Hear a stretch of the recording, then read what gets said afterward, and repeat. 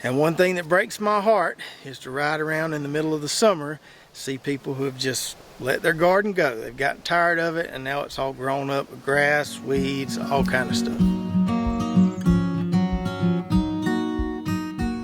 What's up, Lazy Dog fam? Hope everybody out there is having a wonderful day. Today in the garden, we've got this empty plot behind me here. We're going to get something planted in it.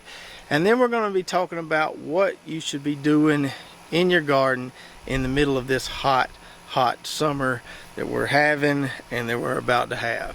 So on our last video, we harvested those last 2 rows of late taters. Over there on the farthest end, still have that row of Valencia peanuts. They're doing pretty good, but we've got a pretty large blank canvas to work with here where we need to plant something. So I've since came in here with a tiller and cultivated this one time, kind of leveled out where those tater hills were over there, and just got the soil fluffed up a little bit so we can do some planting today. Now this soil right here is pretty dang dry, but it's not as dry as it could be. So when I was watering the rest of those taters overhead, watering that row of peanuts over there, I could have just set my tripod sprinkler just to water those 3 little rows on the end. But I went ahead and watered the entire plot every time I was watering because I wanted to keep some soil moisture in there, knowing that I was going to need to cultivate this at some point. If I wouldn't have watered that bare dirt there, then I don't know that I would have been able to till it up. It would have been just baked and hard, and the tiller would just kind of skip across the ground. So yeah, I might have been wasting a little bit of water by doing that, but I did keep it somewhat moist enough to still be able to till it so we can plant it today. So today we're going to be planting another cover crop in this plot, so when our chickens get done over there, we can move them over here, let them eat it, and fertilize this plot. So currently our chickens are on this patch that has a mixture of sorghum Sudan grass and red ripper peas. And as you can see here where they've already been, they're working it over pretty good. We're getting some regrowth there, but they're knocking it down pretty good. And I don't think that we're going to be able to turn around when we get to the very end of this plot and put them right back on it and run through it one more time. This is going to need a little time to recover before we put them back on it. Now this particular combination of the sorghum Sudan grass and the red ripper peas isn't working quite as good as the clover did back in the fall and winter months, but it's working pretty well. That clover works so well because it doesn't get very tall, it gets really thick, forms a dense mat of vegetation, and it regrows really quickly. With this stuff here, we're not going to get as much consistent regrowth as we did with the clover, but we're still getting a lot of good organic matter put down there on the soil. Now one thing we may have to do, especially on this end where this stuff keeps getting taller and taller, is come in here with our mower on its highest setting and chop this stuff down a little bit. As it gets taller and taller, it's getting harder and harder to pull that chicken tractor through there, and so we may mow it. It'll regrow back just fine, but mow it down just so we can get our chicken tractor through there a little bit better. It is really dry. I usually don't like to water cover crops, especially when they get up and going, but I may have to give this some water just because it is so dry. It looks like it's suffering a little bit. All right, now back to this plot. So what are we going to be planting here today? Well, we're going to be planting a cover crop, but we got to be kind of particular as far as which cover crop we pick with our chicken tractor grazing system we're going to be using. We can't pick a cover crop that's going to be too fast. Something like buckwheat is going to flower in 4 to 6 weeks, and that doesn't really work with our time frame that we need here. We need something that's going to be there longer, that's not going to flower so fast. We also obviously got to have something that the chickens want to eat. So today we're going to be filling this blank space with some of these Laredo Forage soybeans as a cover crop. Now in general, when planting cover crops, it's a good idea to plant a diversity of cover crops in one spot. The problem with these soybeans is I don't know of another warm season cover crop that's going to have a similar time frame, but that also won't shade out those soybeans eventually. So if we plant sorghum Sudan grass here, it's going to get taller than those soybeans and eventually kind of shade it out. Over there, the red ripper peas work because they're climbers. So they kind of climb up the sorghum Sudan grass and don't get shaded out as quick. So today we're just doing the soybeans. I got 10 pounds here. Probably going to use at least 5 pounds.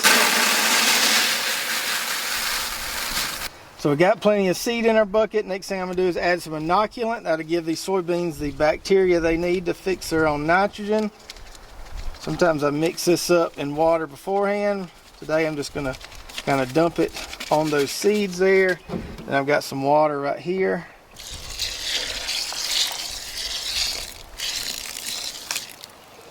Pour that in there. And we'll get it all mixed up. Now when we planted that cover crop over in the no-till plot, we strode the seeds, we raked them in a little bit, and then we had to run over the seeds with the lawnmower tires to kind of pack them into the soil because the soil was not kind of fluffy at the top. And this plot, which is a till plot, we don't have to do that because we tilled it up earlier. We got some nice fluffy soil. So all we got to do is strode the seeds and rake them in.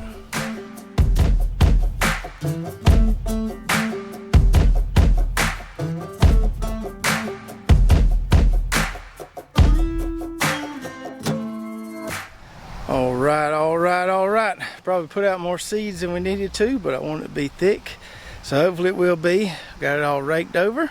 And tonight, once it gets dark, I'll come out here and put the overhead sprinkler on it and get it watered in good. All right, so what we're going to talk about now may not apply to everybody the same, but I think it's very useful information for anybody who grows a backyard garden. Now for most of y'all, not everybody, but for most of y'all, it's been way hotter this year than it normally is.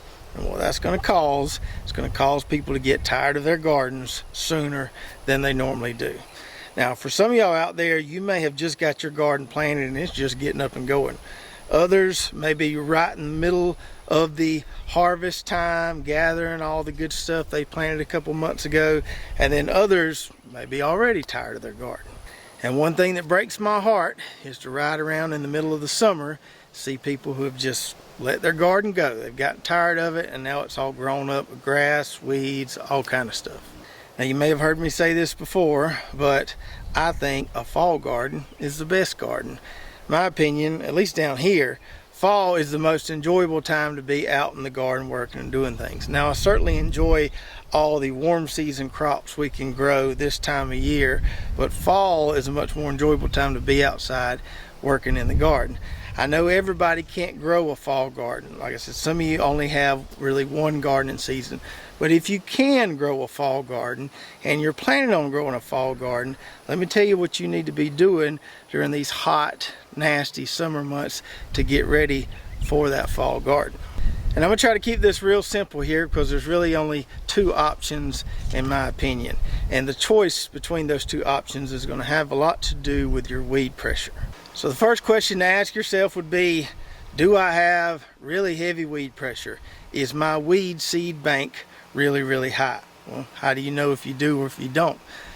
When you get a big rain and you come back and look at your garden a couple days later, are there just weeds everywhere? Or maybe in the spring, once things warm up, the weeds just grow faster than everything and you can't keep up with them? If that's the case, then yes, you have a weed problem and you have a very high weed seed bank. So the reason most people get overwhelmed with weeds in their garden is because they have too many weed seeds in their soil. Their weed seed bank is high. Yes, you can cultivate all you want to, but if that weed seed bank is high, you're kind of fighting a losing battle. So you got to figure out a way to do some things to reduce the amount of weed seeds you have in your soil, and you won't have near as many weeds and your garden will be a lot more enjoyable. So back to our two choices. Option number one, if you have a really bad weed problem, if you have a really high weed seed bank, these summer months, these hot summer months, is the perfect time to work on that weed seed bank. And in my opinion, the best way to do that is with what I call the tarp and till technique. And it's really easy. So all you do, go out to your garden plot. If it's grown up already, mow it, scalp it down to the ground, till it one time, then put a tarp on it. Leave that tarp on it for a couple weeks. After a couple weeks, pull back the tarp. Don't put it up because you're still going to need it. Just pull back the tarp, till up the spot again, water it really, really good with an overhead sprinkler, put the tarp back on for another couple weeks, and just keep repeating that process. You'll do it 3 or 4 times, and what you're doing there is you're stirring up all those weed seeds that are in your soil. You're giving them some water so they can germinate, but with that tarp on it, They're going to germinate, but there's going to be no light there, and they're going to die. So you're kind of using up all those weed seeds that are in your soil, forcing them to germinate, but then they die because there's no light with that tarp on top. And this technique will work with all kind of weeds, grasses, just about anything you can imagine. I've used it very successfully amongst my 10 garden plots here, and that's one thing I attribute to our low weed pressure, is doing a tarp and till technique to get that weed seed bank down. Now, this is not something you need to do every single summer. Once you get that weed seed bank down, you should be good, as long as you don't ever let your garden get really grown up again. So you do it one good time, deplete that weed seed bank, and you'll have happy gardening for a good while. And then we have option number 2 for those people who don't have that big of a weed problem, who don't have a huge weed seed bank in their garden soil. And for those folks, I recommend doing just what we did here today. Just plant a cover crop. Put something there so you're not having to battle weeds in those summer months. Something that can nurture your soil, cover your soil, and it can just stay there and grow until you get ready to plant in the fall. And for that option, I would recommend growing more of a long-term cover crop. You know, millet, sorghum sudan grass, peas, the soybeans, all those are great options. I really don't like buckwheat because it's so fast. In a month or so, you got to figure out something to do with it. So pick a long-term cover crop that's going to hold you over for at least a couple months during the summer there. And then when you're ready to plant that fall garden, you can either come in and mow and till that cover crop into the soil, or if you want to plan ahead a little bit and not till, you can use the tarp to terminate the cover crop, or use chickens like we do. So like I told you earlier, it's really simple. If you have a large weed seed bank, you need to be doing something like that tarp and till technique to get that weed seed bank down to a manageable level. And if you already have a relatively low weed seed bank, let's just do something to keep it low. Plant a cover crop there so no weeds start growing and thriving. You could even tarp it if you wanted to, but I think a cover crop is the best option through the summer months. Keep that soil with some kind of life in it. So I hope you enjoyed the video today. It was nice to get another plot planted for the chickens there. And I hope you enjoyed our discussion on what to do with your garden in the summer months when it's just scorching outside. You're just not itching to get out there and work in the garden.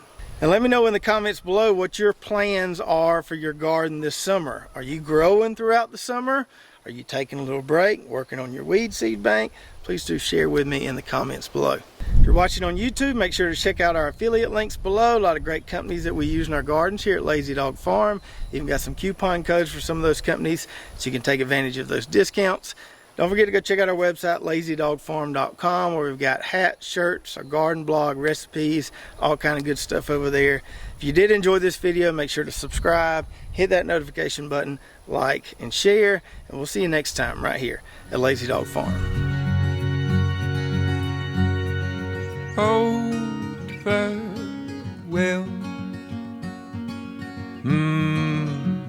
by the beauty of your life.